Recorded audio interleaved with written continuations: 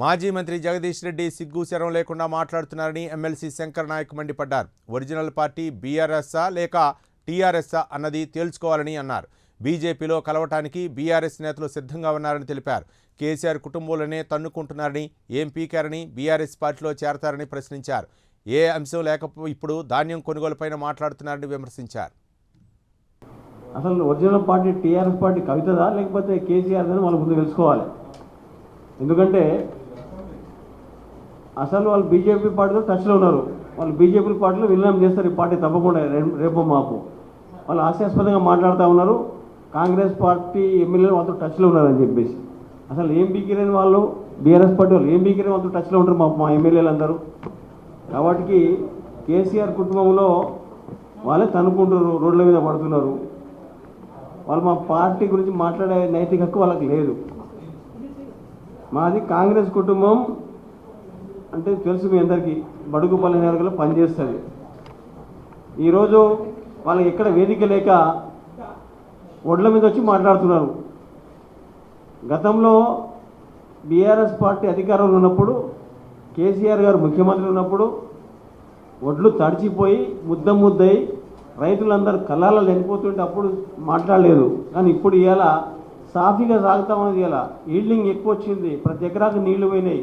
ఇలా మా రేవంత్ రెడ్డి గారి ప్రభుత్వంలో ప్రతి ఎకరాకు నీళ్ళు వచ్చినాయి. లాస్ట్ చివరి గింజ వరకు మేము కొంటున్నాం. ఇవాళ మీ అందరికీ తెలిసి వాళ్ళ కళ్ళలలో ఈల్డింగ్ అంటే డబుల్ త్రిబుల్ వచ్చింది. ఇవాళ సాగు పెరిగింది, ధాన్యం రాబడి పెరిగింది. ఇలా మిల్లర్స్ అందరూ కూడా ఎప్పటికప్పుడు మా వాళ్ళందరూ కలెక్టర్లు, ఎంఆర్ఓస్, ఏఈఓస్, అగ్రికల్చర్ ఏఓలు అందరూ కూడా, జేడీఎస్ అందరూ కూడా ఎప్పటికప్పుడు టచ్లో ఉండి మా మంత్రులు, మా ఎమ్మెల్యేలు అందరూ కూడా ఎక్కడికక్కడ ఐకేపీ సెంటర్లలో ఉండి, ప్యాక్ సెంటర్లో ఉండి వడ్లు లోడు చేసి మరి అన్లోడ్ చేసేదాకా కూడా మేమందరం ఎన్నుకుంటున్నాం పార్టీ వాళ్ళందరం.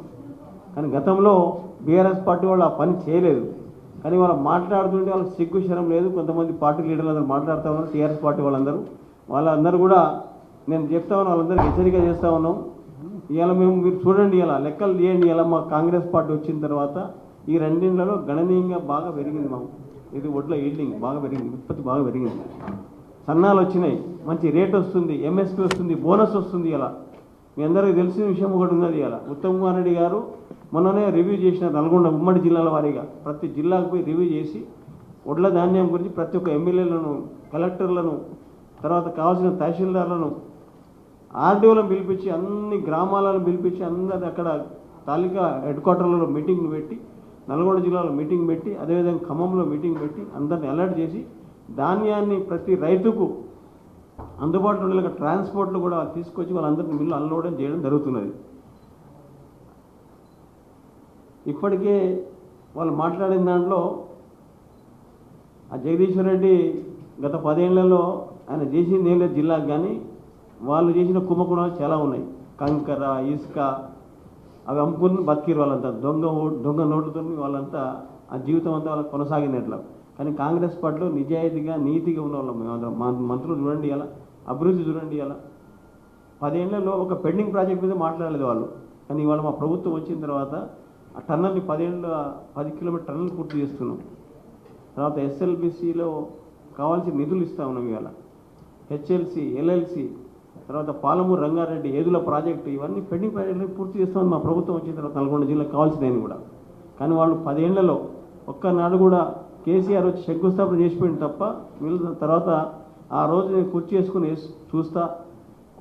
కూర్చొని ఇలా మొత్తం ప్రాజెక్టులు పూర్తి చేస్తాను ఆయన కేసీఆర్. ఆయన ప్రభుత్వం పోయింది, ఆయన పోయి ఆయన ఫామ్ హౌస్లో వండుకొని పోయి వీళ్ళందరూ పిచ్చిలేసి రోడ్ల మీద తిరుగుతున్నారు. అన్ని అబద్ధాలు ఆడుతూ ఉన్నారు. అబద్ధాల్లో వాళ్ళంతా దిట్ట, గ్రాడ్యుయేషన్ చేసిన అబద్ధాలు.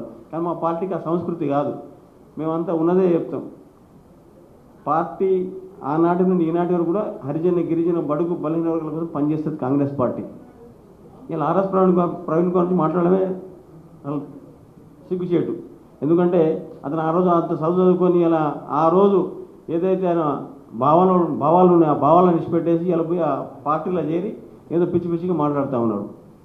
కాబట్టి ఇలా కాంగ్రెస్ పార్టీ రైతుల కోసం ఉన్నది, రైతుల కోసం కట్టుబడి ఉన్నది, చిత్తశుద్ధి పనిచేస్తూ ఉన్నది. ఇలా నల్గొండ జిల్లాలో నాగార్జున సాగర్ ప్రాజెక్ట్ కింద ప్రతి గింజ కూడా ఎంఎస్పితో ఉంటుంది. ఇలా మా ప్రభుత్వం.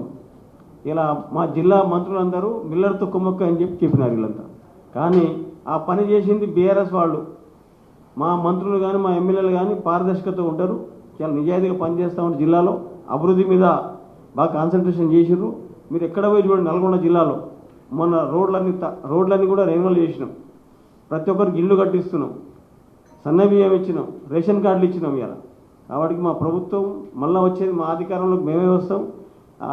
ఎక్కువ వాళ్ళ గురించి ఎక్కువ మాట్లాడడం వేస్ట్. కాబట్టి ఈరోజు మా కాంగ్రెస్ పార్టీ చిత్తశుద్ధితో పనిచేస్తూ ఉంది, ప్రజల కోసం కట్టుబడి ఉన్నది. ఇచ్చిన వాగ్దానాల మీద మొత్తం పూర్తి చేస్తాం తెలియజేస్తున్నా. Thank you. అడుగునా అడగనా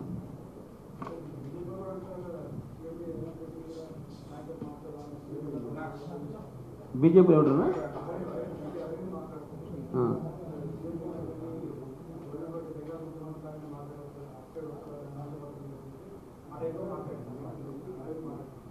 అరవింద్ మాట్లాడిన దాని మీద నేను కౌంటర్ ఇచ్చి నా స్థాయి కాదు. కానీ ఆయన ఏదో ఎప్పుడు తెలుసు కదా మీకు, మీడియాలో ఎప్పుడో ఏదో ఒక పిచ్చి పిచ్చిగా మాట్లాడుతూనే ఉంటాడు. మరి రేవంత్ రెడ్డి గారు బీజేపీలో పోయే అవసరం ఉంది. ఆయన ఆల్రెడీ ముఖ్యమంత్రి ఉండే కాంగ్రెస్లో, తర్వాత ఆయన పీసీసీ ప్రెసిడెంట్ ఉన్నప్పుడు ఇంత కష్టపడి గవర్నమెంట్ తీసుకొచ్చి మళ్ళీ బీజేపీలో పోయేంత అవసరం ఏమున్నది? లేకపోతే ఆ బీజేపీ పార్టీతో మాకు అంత లాల్చిపడాల్సిన అవసరం. ఇలా ఆయన సుప్రీం ఉంది కదా మా కాంగ్రెస్ పార్టీలో, ముఖ్యమంత్రికి ఉంది కదా, అది తెలుసుకోవాలి అరవింద్. Right, thank you.